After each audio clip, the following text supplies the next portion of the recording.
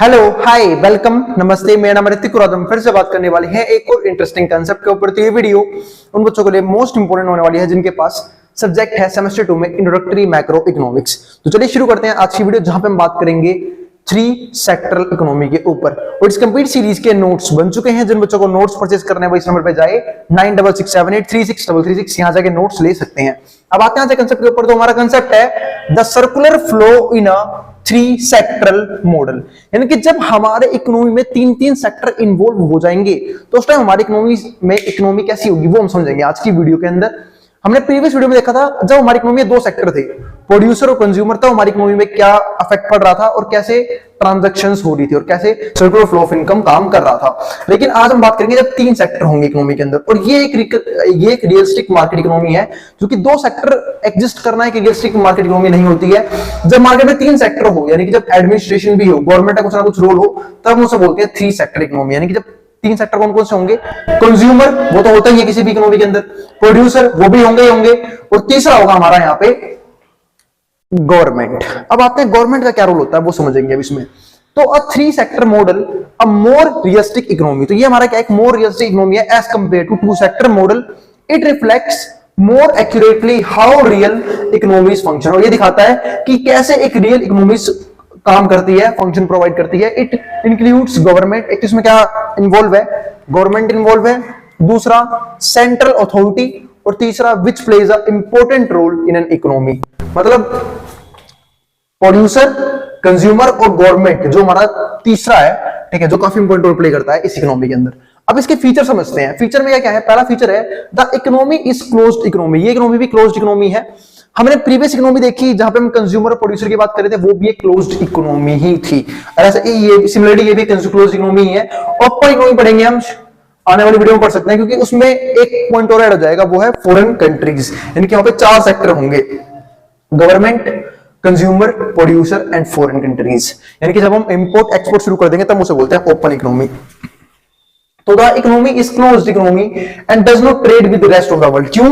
क्योंकि ये rest of the world से ट्रेड नहीं करती, रेस्ट ऑफ द वर्ल्ड यानी कि इंपोर्ट एक्सपोर्ट नहीं करती किसी और कंट्रीज के साथ।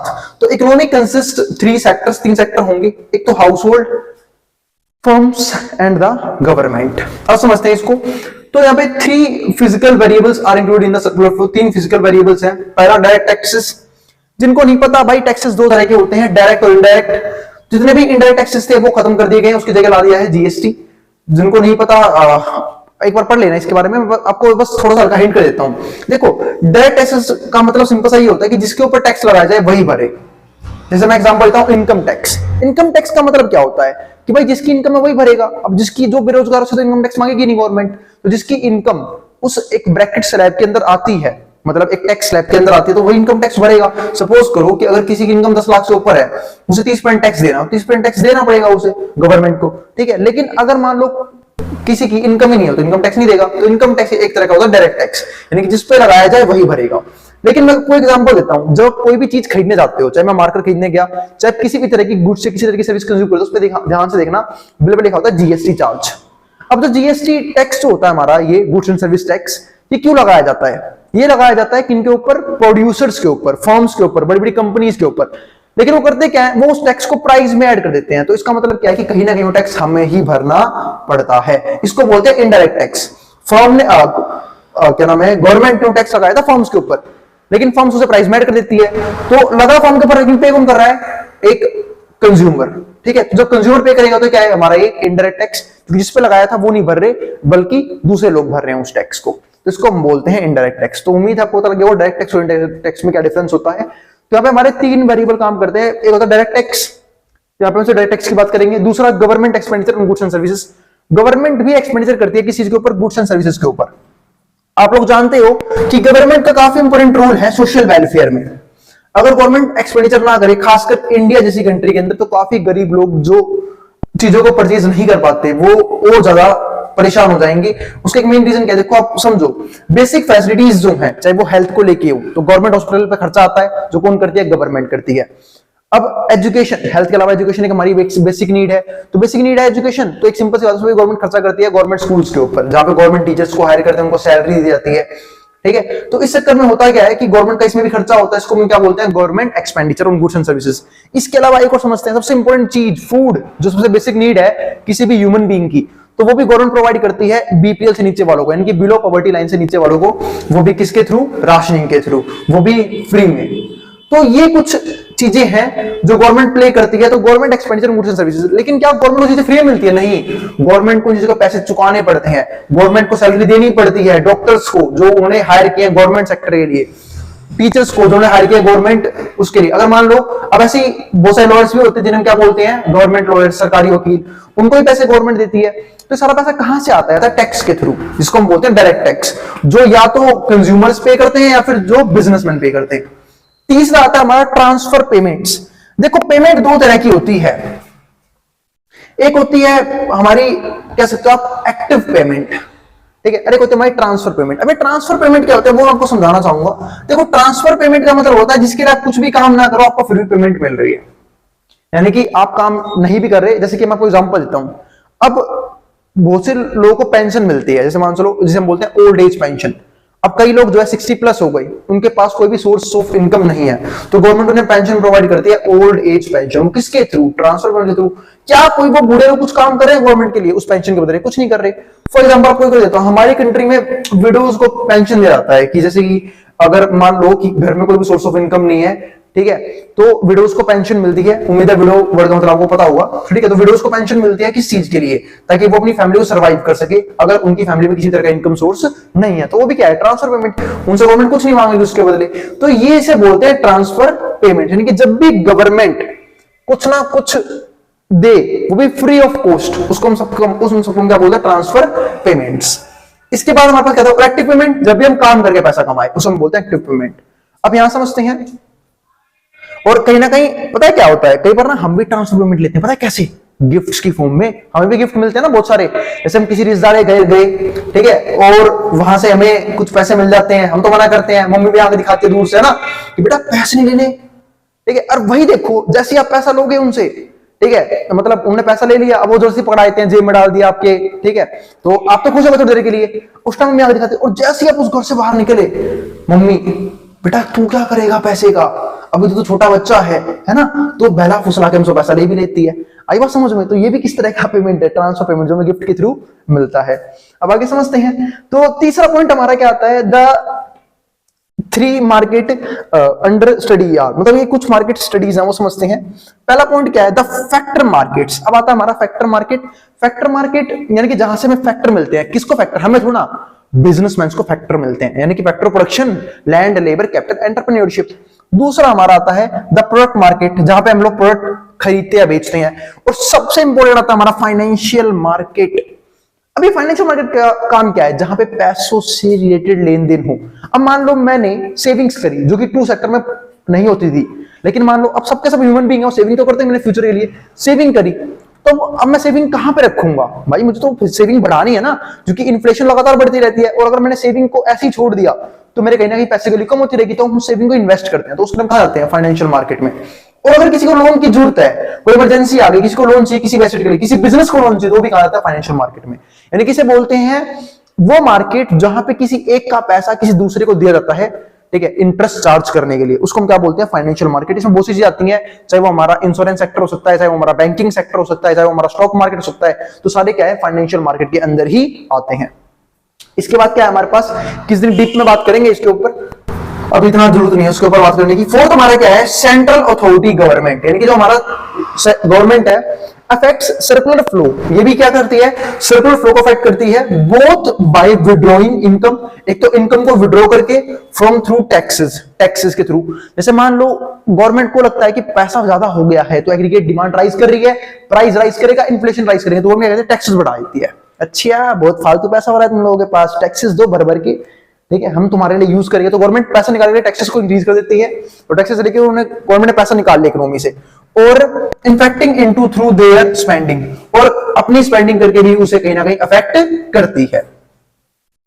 क्योंकि प्राइवेट सेक्टर जो है ना, मैं आपको एक सेम बात बताऊं, तो वो सिर्फ प्रॉफिट मोटिव के लिए काम करते हैं जनरली, प्राइवेट सेक्टर, तो उनको सिर्फ मतलब होता है प्रॉफिट से। अब उन्हें ये दिख रहा होता है कि वो चीज कितनी महंगी कर रहे हैं, तो इसलिए गवर्नमेंट को रोल में आना पड़ता है, ताकि हर समाज के हर तबके को प्रॉपर फैसिलिटीज दी जाए। वैसे ये बात ध्यान रखना कि जब भी गवर्नमेंट को सर्विस देती है तो आपको पता होगा वो काफी चीप होती है, ऐसा देखा गया है। उसका एक मेन रीजन क्या है कि गवर्नमेंट उतना एक्सपेंडिचर नहीं करती, उतनी से फैसिलिटी प्रोवाइड, जैसे कि आप गवर्नमेंट स्कूल्स की हालत ही देख रहे हो, ठीक है, गवर्नमेंट हॉस्पिटल की हालत देख रहे हो, बहुत कम लोग, मतलब रिच पीपल्स तो कभी ना तो बच्चों को अपने गवर्नमेंट स्कूल में पढ़ाते, ठीक है। वैसे वो अलग बात है कि दिल्ली में इस टाइम के स्कूल्स की हालत काफी अच्छी हो गई, लेकिन मैं ऑल ओवर बोल रहा हूँ, तो स्कूल्स की हालत काफी खराब है, हॉस्पिटल की हालत काफी खराब है, वहां पे प्रॉपर फैसिलिटीज नहीं मिलती लोगों को, ठीक है। कई लोग वैसे कैसे मतलब प्रॉपर इलाज की सुविधाएं भी नहीं है कि किसी को बीमारी हो गई तो फिर उसे कहीं और रेफर कर देते हैं जहां पे वो फैसिलिटीज है, तो ये सब दिक्कत होती है। मतलब गवर्नमेंट काम तो फैसिलिटी देने की कोशिश करती है, लेकिन वो काफी फैसिलिटी क्या होती है, चीप हो जाती है as compare to private sector.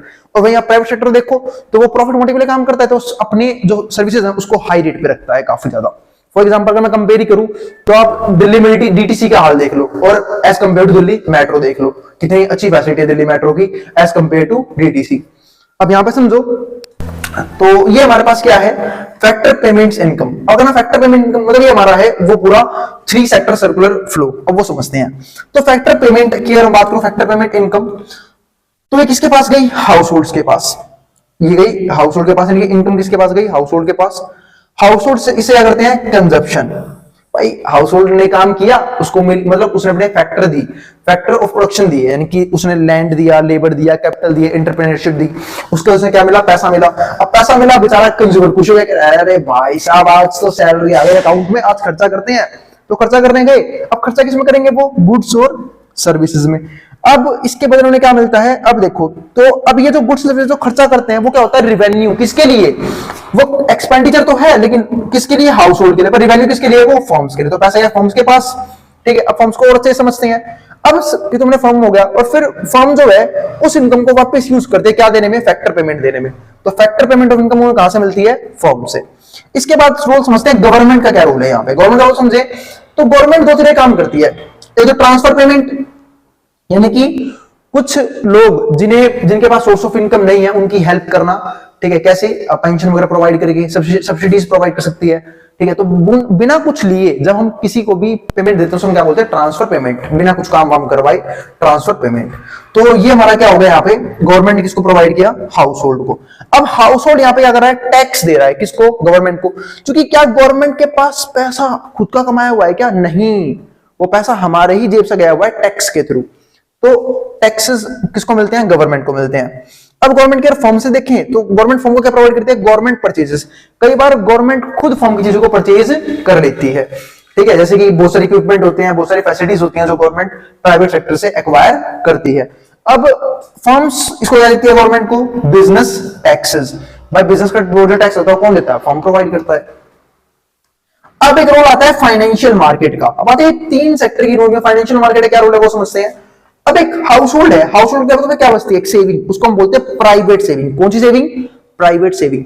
अब वो भी चाहता है मेरे पैसा बढ़े, तो क्या करेगा, वो जाएगा फाइनेंशियल मार्केट के पास, बैंक्स के पास, स्टॉक मार्केट के पास, इंश्योरेंस कंपनीज के पास, भैया हमारे पास कुछ पैसा बचा हुआ है, क्या आप इसे इन्वेस्ट कर दोगे, जिससे हम क्या करें, थोड़ा सा उस पर हाई रिटर्न जनरेट कर सके। अब वो डिपेंड करता है कि उसने कहाँ इन्वेस्टमेंट कर रखी है, फद्दुओं वाली या फिर इंटेलिजेंटों वाली। अगर भाई बेवकूफ वाली इन्वेस्टमेंट करेगी तो बैंक में पैसा रखा होगा जहां मिलेगा 2% 3%, क्योंकि एफडी वो तरीका है जहां पे हम इन्फ्लेशन रेट को बीट कर पाते हैं, और हमें कम से कम एफडी के रेट को बीट तो करना चाहिए अपने इन्वेस्टमेंट से, तब जाके हमारा जो पैसा है वो ग्रो कर रहा होता है। तो सोच समझ के इन्वेस्ट करना फ्यूचर में, ये कहना चाहूं मैं यहां से। तो प्राइवेट सेविंग, यहां पे हमारा क्या आता है, फाइनेंशियल मार्केट, और फाइनेंशियल मार्केट के बाद जो हमारा आता है इन्वेस्टमेंट, किसके पास जाती है, हमारी फर्म्स के पास। यानी कि फर्म्स को पैसा मिलता है, क्योंकि फर्म्स को भी लोन लेना होता है प्रोडक्शन के लिए, तो कहां से लेता हो, फाइनेंशियल मार्केट से। तो इन्वेस्टमेंट कहां पे होगी, डायरेक्टली फर्म्स में। कई जैसे देखा होगा कई लोग स्टॉक मार्केट में पैसा लगाते हैं उस कंपनी के इक्विटीज खरीद के, शेयर्स खरीद के। जो पैसा किसके पास जाता है, उस फर्म के पास, और फर्म पैसे को बिजनेस में लगाती है, वो पैसा तेजी से ग्रो करता है, और इससे क्या होता है, एक आम आदमी की सेविंग भी ग्रो करती है। अब कुछ स्टेप्स पढ़ेंगे और खत्म कर देंगे इस चैप्टर को, और इस चैप्टर की हमारी आखिरी वीडियो होने वाली है। तो मुबारक हो आप लोगों को, चैप्टर सेकंड खत्म होने वाला है, बस ये कुछ पॉइंट्स पढ़ने हैं। फर्स्ट पॉइंट में क्या लिखा हुआ है, house hold receive income by supply factors. House hold income receive करता है कि वो फैक्टर कैसे, फैक्टर्स को सप्लाई करके, services to firms, they use factor income, वो फैक्टर इनकम यूज करते हैं टू कंज्यूम गुड्स। मतलब हाउस होल्ड इनकम कैसे रिसीव करता है, फैक्टर ऑफ प्रोडक्शन को सप्लाई करके, जैसे कि लैंड, लेबर, कैपिटल, एंटरप्रेन्योरशिप, और उसके वजह से क्या मिलती है, फैक्टर इनकम। फैक्टर इनकम मिलती है टू कंज्यूम गुड्स, ताकि वो गुड्स और सर्विसेज को कंज्यूम कर पाए। टू पे टैक्सेस टू द गवर्नमेंट, और उसी पैसे को क्या देता है, टैक्स भी देता है, taxes to the government, and save through financial market, और फाइनेंशियल मार्केट में सेव भी करता है उसी पैसे को। दूसरा, फर्म्स रिसीव रिवेन्यू, फर्म को रिसीव कैसे मिलता है रिवेन्यू, जब वो अपने गुड्स को, अपनी सर्विसेज को मार्केट में सेल कर देते हैं। तो firms receive revenue from sale of goods and services and use it to pay, और फिर उसे यूज करते हैं क्या पे करने में, एक तो फैक्टर प्रोडक्शन, भाई काम करवाया तो पैसे देना पड़ेगा ना, एंड टू पे बिजनेस टैक्सेस टू गवर्नमेंट, और बिजनेस टैक्सेस देते हैं गवर्नमेंट को। अब जो तीसरा है वो है both households and firms borrow in financial market, तो जो हमारे हाउस होल्ड हो चाहे फर्म्स हो, ये दोनों ही बोरो करते हैं। कई बार हाउस होल्ड में भी नीड पड़ती है घर वगैरह बनाने की, कोई बड़ी इन्वेस्टमेंट करने की, कई बार हाउस होल्ड भी सोचते हैं मैं बिजनेस करना शुरू कर देता हूं, तो उसके लिए वो भी लोन लेते हैं, और फर्म्स तो लोन लेती रहती है, और वो दोनों पैसा कहां से बोरो करते हैं, फाइनेंशियल मार्केट से, to buy investment goods such as houses and factories. अब जो फर्म्स है वो कहां इन्वेस्टमेंट करेगी, अपने बिजनेस को ग्रो करने में, फैक्ट्रीज वगैरह बनाने में, और जो हाउस होल्ड है उससे क्या करेंगे, या तो छोटा मोटा बिजनेस बनाएंगे या फिर क्या बनाएंगे, घर वगैरह लेने के लिए, इनकी और एसेट्स लेने के लिए। वो अलग बात है, आज अजीबोगरीब लोन भी चलते हैं, शादी लोन, शादी के लिए भी लोन मिलता है लोगों को, हाँ ठीक है, अच्छी बात है भाई। फोर्थ में क्या है, the government receives revenue from taxes, जो गवर्नमेंट है वो रिवेन्यू कहां से लेती है, टैक्सेस के through, revenue from taxes and use it to pay, और गवर्नमेंट रिवेन्यू होता है, टैक्सेस से रिवेन्यू होता है, एंड यूज इट टू पे फॉर गवर्नमेंट परचेज, और फिर से यूज करती है गवर्नमेंट अपनी फैसिलिटीज को परचेज करने के लिए जो से लोगों को देनी है, और ट्रांसफर पेमेंट्स में भी यूज करती है, जो वो दान दक्षिणा देती है लोगों को, है ना, पेंशन वगैरह के थ्रू। और जो पांचवा पॉइंट है, in case tax revenue of government is greater than government purchase. अब ध्यान रखना एक बात का, अगर गवर्नमेंट का टैक्स रिवेन्यू ज्यादा है किससे, गवर्नमेंट परचेज से, तो इसको बोलते हैं the government will have budget surplus, तो गवर्नमेंट का पास बजट क्या है, एक्स्ट्रा है। इसका मतलब मैं कह सकता हूं कि गवर्नमेंट के पास इनकम ज्यादा आई, रेवेन्यू आई ज्यादा, गवर्नमेंट का एक्सपेंडिचर हुआ कम, तो गवर्नमेंट का वो जो बजट है वो क्या हो जाएगा, सरप्लस में चला जाएगा, सरप्लस यानी कि ज्यादा हो जाएगा, and is termed as public savings, तो हमारा क्या बच जाएगा, ये पब्लिक सेविंग्स, जिसे गवर्नमेंट और एक्स्ट्रा कामों में फ्यूचर में यूज कर सकती है। However if tax revenue is less than government purchases, अगर मतलब टैक्स रेवेन्यू कम आया, अगर टैक्स कम आया गवर्नमेंट के खर्चों से, गवर्नमेंट परचेज से, तो government will have a budget deficit, तो गवर्नमेंट के पास क्या होता है, बजट में लॉस होता है, डेफिसिट हो रहा होता है, इसे कवर करने के लिए, एंड नेगेटिव पब्लिक सेविंग्स, और ये दिखाता है नेगेटिव पब्लिक सेविंग्स, और इसे कवर करने के लिए कई बार जो हमारी गवर्नमेंट है वो उसे लोन भी लेना पड़ता है। अब लोन दो ही तरीके से मिलते हैं, या तो आरबीआई प्रोवाइड करेगी, रिजर्व बैंक ऑफ इंडिया, आप सब जानते हो, उसे बोलते हैं गवर्नमेंट्स बैंक या फिर बैंकर्स बैंक, तो आरबीआई से लोन लेगी, और अगर आरबीआई प्रोवाइड ना करे तो वो जा सकते हैं हमारे वर्ल्ड बैंक के पास, आईएमएफ, इंटरनेशनल मॉनेटरी फंड। तो मिलते हैं नेक्स्ट वीडियो में, इसी के साथ हमारा चैप्टर खत्म हो गया है, और उम्मीद है आपको हर एक टॉपिक काफी डीपली क्लियर हो गए हैं। फिर भी किसी भी तरह की क्वेरी, किसी भी तरह का डाउट आप नीचे कमेंट बॉक्स में कमेंट लिख देना, मैं उस क्वेरी को रिजॉल्व करने की पूरी कोशिश करूंगा। मिलते हैं नेक्स्ट वीडियो में, और नीचे डिस्क्रिप्शन में कुछ लिंक्स दिए हुए, उन्हें फॉलो जरूर कर लेना, ताकि आपकी जो भी दिक्कत है वो as fast as possible resolve हो पाए। इंस्टाग्राम का लिंक मिल जाएगा, टेलीग्राम का मिल जाएगा, ठीक है, और शायद मैं फेसबुक पेज बना रहा हूं तो उसका लिंक भी आप लोगों को नीचे मिल जाएगा। अब मिलते हैं नेक्स्ट वीडियो के अंदर, अब जिसको जो उतार सकता है मैं बोर्ड के सामने से।